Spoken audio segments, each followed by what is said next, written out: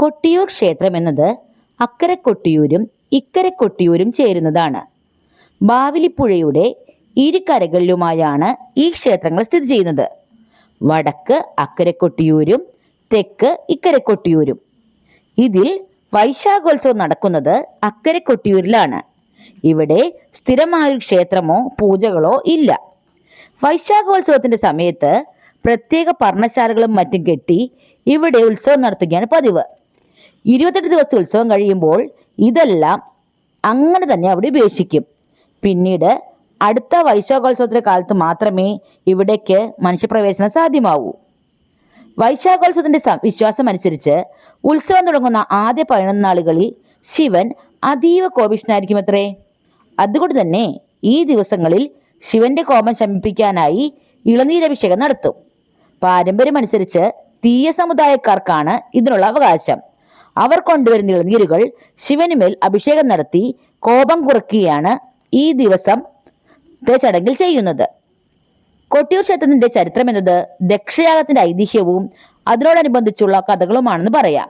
പ്രജാപതിയും ബ്രഹ്മാവിന്റെ മാനസപുത്രനുമായ ദക്ഷൻ യാഗം നടത്തിയപ്പോൾ തന്റെ പുത്രിയായ സതീദേവിയെയും ശിവനെയും മാത്രം ക്ഷണിച്ചിരുന്നില്ല.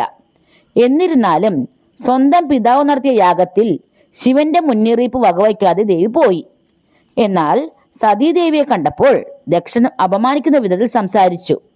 ഭർത്താവ് പറഞ്ഞത് അവഗണിച്ചു വന്ന സതീദേവിക്ക് സ്വന്തം പിതാവിന്റെ ഈ അപമാനം താങ്ങുവാനായില്ല. ദുഃഖം താങ്ങാൻ കഴിയാതെ ദേവി സ്വയം ജീവൻ വെടിഞ്ഞു എന്നാണ് ഐതിഹ്യം. തുടർന്ന് സംഭവം പറഞ്ഞ ശിവൻ പ്രതികാരത്തിനായി തന്റെ ജടയിൽ നിന്നും വീരഭദ്രനെയും ഭദ്രകാളിയെയും സൃഷ്ടിച്ചു. ശിവന്റെ നിർദ്ദേശമനുസരിച്ച് അവർ പോയി ആ യജ്ഞഭൂമി പൂർണ്ണമായി നശിപ്പിക്കുകയും യക്ഷന്റെ തലവെട്ടി അഗ്നിക്ക് സമർപ്പിക്കുകയും ചെയ്തു. എന്നാൽ യജ്ഞം നടത്തുന്ന ആളുടെ സാന്നിധ്യമില്ലാതെ യജ്ഞം പൂർത്തിയാക്കുവാൻ സാധിക്കാത്തതിനാൽ ദേവന്മാരുടെ ആവശ്യമനുസരിച്ച് ശിവൻ ആടിന് തലവച്ച് ദക്ഷന് വീണ്ടും ജീവൻ നൽകി.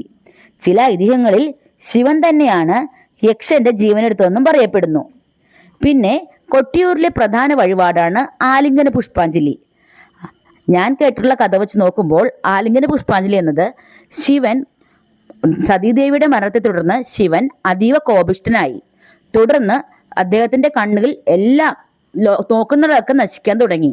അപ്പോൾ എല്ലാ ദേവന്മാരും എല്ലാവരും പോയി ശ്രീകൃഷ്ണ ഭഗവാനോട് അഭ്യർത്ഥിച്ചു, ഭഗവാനെ എത്രയും വേഗം ശിവന്റെ താപം ശമിപ്പിക്കണേ, ഇല്ലെങ്കിൽ ആ കോപം കൊണ്ട് നമ്മുടെ ഭൂമി മുഴുവൻ ഇല്ലാതാവും. ഇതറിഞ്ഞ ശ്രീകൃഷ്ണ ഭഗവാൻ ഓടി വന്ന് ശിവനെ കെട്ടിപ്പിടിച്ചു. അദ്ദേഹത്തിന്റെ ദേഷ്യം ശമിക്കുന്നത് വരെ കെട്ടിപ്പിടിച്ചിരുന്നു അത്രേ. അതിന്റെ മുന്നോടിയായി ഇപ്പോഴും നമ്മുടെ കൊട്ടിയൂരിൽ ആലിംഗന പുഷ്പാഞ്ജലി നടക്കുന്ന ഒരു ദിവസം. അതുമാത്രമല്ല, ശിവന്റെ നമ്മൾ ആ കൊട്ടിയൂർ തൊഴാൻ പോകുമ്പോൾ നമ്മൾ ജപിക്കേണ്ടത് അവിടെ എഴുതി വച്ചിരിക്കുന്നത് ഗോവിന്ദ ഹരി ഗോവിന്ദ എന്നാണ്. അതായത് ശിവനെ തൊഴുമ്പോൾ നമ്മളൊപ്പം കൃഷ്ണനെയും തൃപ്തിപ്പെടുത്തണമെന്ന് പറയുന്നു. തുടർന്നുള്ള വിശ്വാസം അനുസരിച്ച് ഈ യാഗഭൂമിയിൽ ഒരു സ്വയംഭൂ ശിവലിംഗം ഉയർന്നുവെന്നാണ് പറയപ്പെടുന്നത്. അക്കരെ കൊട്ടിയൂരിൽ ജലാശയത്തിന് നടുവിലുള്ള മണിത്തറയാണ് ഇവിടുത്തെ മൂലക്ഷേത്രം. ഇതിന് തൊട്ടടുത്തായി അമ്മാറക്കൽ തറയിൽ സതീദേവിയുടെ സാന്നിധ്യവും കാണാം. ഇതിനെ ചുറ്റിപ്പറ്റിയാണ് അക്കരെ കൊട്ടിയൂരിൽ ബാവലിപ്പുഴ ഒഴുകുന്നത്. യാഗം പാതിവഴി മുടങ്ങിയ ഭൂമി പിന്നീട് ആരും നോക്കാനില്ലാതായി. കാലങ്ങളോളം കാടും പടലവും കയറിക്കിടന്ന ഇവിടെ അപ്രതീക്ഷിതമായി ഒരു യുവാവ് തന്റെ അമ്പിന് മൂർച്ച കൂട്ടുവാനായി എത്തുകയും കല്ലിൽ അമ്പുരച്ചപ്പോൾ പെട്ടെന്ന് അതിൽ നിന്ന് രക്തം വരികയും ചെയ്തു. പിന്നീട് ഇത് ശിവന്റെ സാന്നിധ്യമാണെന്ന് മനസ്സിലായപ്പോൾ ഇവിടത്തെ പടിഞ്ഞീറ്റ നമ്പൂതിരി കൂവയിലയിൽ കലശമാടിയെന്നാണ് വിശ്വാസം. തുടർന്ന് യക്ഷയാഗം നടന്ന ഭൂമിയിൽ വൈശാഖോത്സവം ആരംഭിച്ചു എന്നാണ് പറയപ്പെടുന്നത്. ഇതിനുള്ള ചിട്ടകളും ആചാരങ്ങളും ക്രമപ്പെടുത്തിയത് ശങ്കരാചാര്യരാണെന്നും വിശ്വസിക്കുന്നു. വൈശാഖോത്സവ സമയത്ത് മഴ പെയ്തിരിക്കുമെന്നാണ് വിശ്വാസം. ക്ഷേത്രത്തിന്റെ ആചാരങ്ങളിൽ പ്രദക്ഷിണ വഴിയിൽ വെള്ളം ഒഴുകിയിരിക്കണം എന്ന് എടുത്തു പറഞ്ഞിട്ടുണ്ട്. അതുകൊണ്ട് തന്നെ പ്രകൃതിയുടെ നിയമങ്ങൾ അനുസരിച്ചുള്ള ക്ഷേത്രവും വിശ്വാസവുമാണ് ഇവിടെയുള്ളത്. കൊട്ടിയൂർ എത്തി പ്രാർത്ഥിക്കുന്നതിന് വലിയ ഫലങ്ങളാണുള്ളത്. ഇവിടെ ആൾരൂപം സമർപ്പിച്ചാൽ എല്ലാ രോഗങ്ങളും മാറുമെന്നും അഷ്ടബന്ധം നെറ്റിയിൽ തൊട്ടാൽ അസുഖങ്ങൾ മാറി പൂർണ്ണ ആരോഗ്യം ലഭിക്കുമെന്നും വിശ്വസിക്കപ്പെടുന്നു.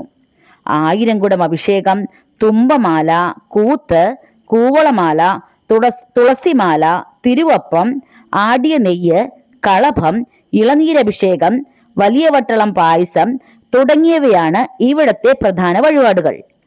ഈ വഴിപാടുകൾ അർപ്പിക്കുമ്പോൾ ഐശ്വര്യം, കീർത്തി, സമ്പത്ത്, ദീർഘായുസ്, ഉന്നത പദവികൾ, രാജയോഗം തുടങ്ങിയവ ലഭിക്കുമത്രേ.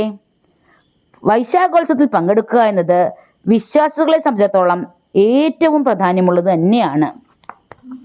അക്കരെ കൊട്ടിയൂരിൽ ദർശനം നടത്തുമ്പോൾ ശ്രദ്ധിക്കേണ്ടതായ ചില കാര്യങ്ങളുണ്ട്. ബാവലിപ്പുഴയിൽ സ്നാനത്തോടെയാണ് കൊട്ടിയൂരിലെ ദർശനം തുടങ്ങുന്നത്. പുഴയിൽ മുങ്ങിയ ശേഷം ഇവിടുത്തെ ക്ഷേത്രത്തെ വലം വെച്ചെടുക്കുന്ന തിരുവഞ്ചിറ അരുവിയിലൂടെ പോയി സ്വയംഭൂ ശിവലിംഗമുള്ള മണിത്തറയിലെത്തി പ്രതിഷ്ഠകളെ വലം വെച്ച് തൊഴുകയാണ് അടുത്ത വഴി. തുടർന്ന് ഇവിടെ വഴിപാടുകൾ നടത്തി പ്രസാദം വാങ്ങിയ ശേഷം തിരിച്ചു മടങ്ങാം. വീണ്ടും ഒരു വൈശാഖോത്സവക്കാലം കൂടി വന്നു കഴിഞ്ഞു.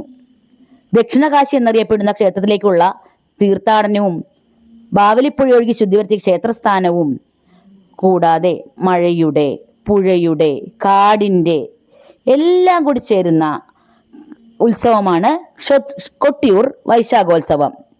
ഈ കാലങ്ങൾ വിശ്വാസികൾക്കൊരു പുണ്യ തീർത്ഥാടനം കൂടിയാണ്.